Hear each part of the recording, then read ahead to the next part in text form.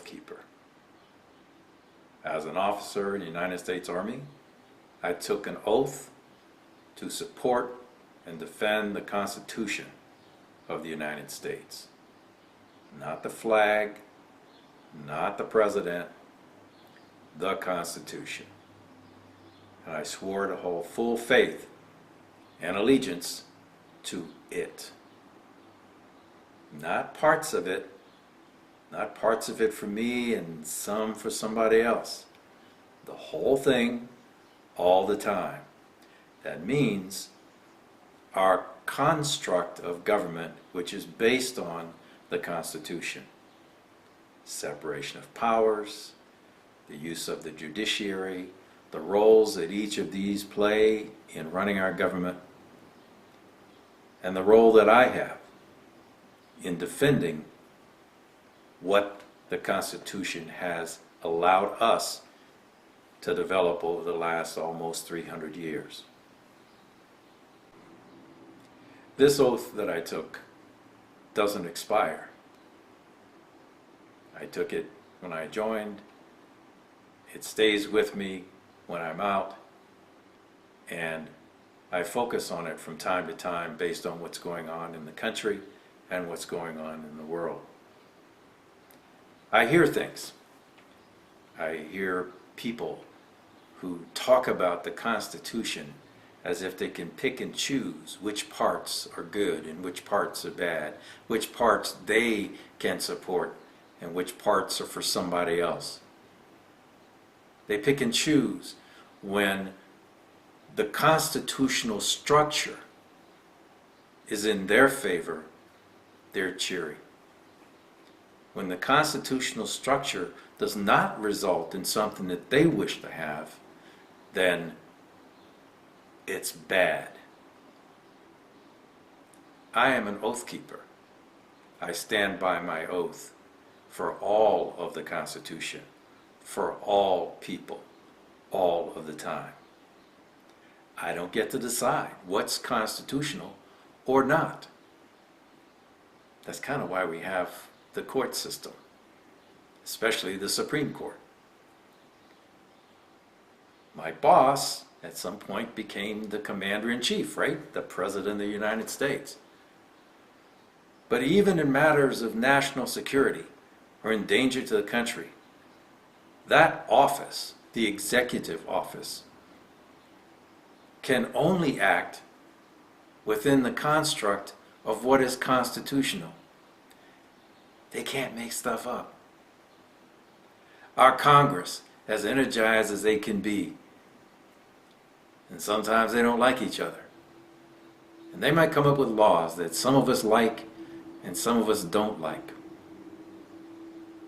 Guess what? We have a balance of powers. We have separation of powers.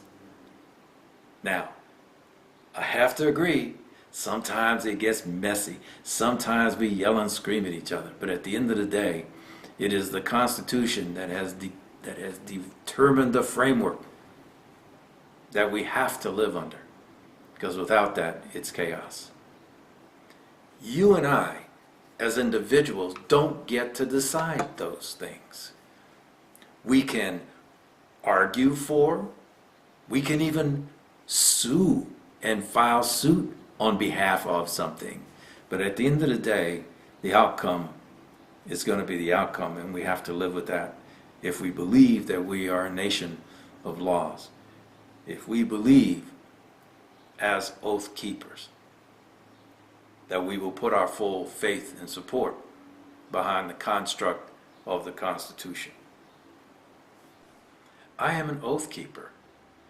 The First Amendment, freedom of the press, means freedom of the press. It's their job to look at and investigate and report on and write about whatever. It's freedom of speech. You and I, the government, cannot suppress that. We have the right to associate with whomever we want and not be penalized for that. And that means everybody. I don't necessarily have to agree with your point of view. If you happen to be a white supremacist and you believe that America, for example, is and should continue to be all about white folks, I'm not going to agree with that. But as an oath keeper, I have to support your ability to express your views. We can argue, but I can't use other means to stop you from expressing your views. That goes both ways, right? If there are some amendments, the Second Amendment, for example, I should be able to protest, which is my right as a citizen under the First Amendment. I should have the right to protest and ask for redress from government, any government. And while I'm doing that, I should be able to be carrying my firearms as protected under the Second Amendment. Now, that's not a threat. That just means I should be able to express and use all of the freedoms given to me and to you by the Constitution. And as an oath keeper, it is my job to make sure that those rights are defended. I'll give an example. If you are a white supremacist and you want to stand in a public university and are invited to do that and you have your permissions and all that, you should be able to stand and deliver whatever message you want. If somebody doesn't want to hear that, they can turn the channel. They can keep walking. But no one has the right to use force against you to cause you to stop. No one has the right, whether it's government or civilians, to attack you to get you to stop expressing yourself and your views.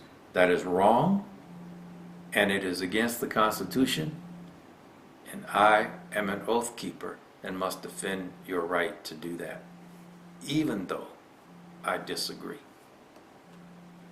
I am an oath keeper. I've expressed in other videos my thinking about Islam, for example. I'm one citizen, and those are my views, and I have a right to them, and I have a right to publish them. Those that disagree can turn the channel, literally. But I understand that in America, our First Amendment is very strong about the protection of religious views and the practice of religion. As much as I might feel about the Islam as an entity, I cannot, as an individual, prevent that. I can advocate for particular views. I can advocate for a particular outcome. But I have to do that within the construct of the Constitution and the rights given to everyone who is a citizen in this country. And in some cases, according to the Supreme Court, those who are not citizens still are protected to some degree by the rights in our Constitution. Some may disagree with that. I understand. But I am an oath keeper, and I must defend those decisions made within the construct of the Constitution as it exists. All of it for all people. There are some who call themselves oath keepers and others who strongly believe that America is a country that should be identified by a particular religion. My understanding of the Constitution suggests that that cannot and may not ever happen, ever. This country is founded to be religion unbiased. That means the country, the government, any rules, any law that controls us or that governs us as citizens may not be driven by a particular religion, nor will the country or state or city ever be able to legally declare itself of a particular religion. None. As an oath keeper, I support that construct. If you call yourself an oath keeper and disagree, you're probably not an oath keeper, but something else. I am an oath keeper, and one of the strongest, one of the newest parts of the U.S. Constitution was the inclusion of the Equal Protection Clause after the Civil War, when the slaves were freed in this country. It made exceptionally clear that all people in this country are protected equally in all things. And when that is challenged or infringed, redress can happen.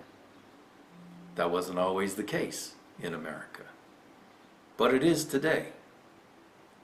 And for those that hold the view that some are more equal than others,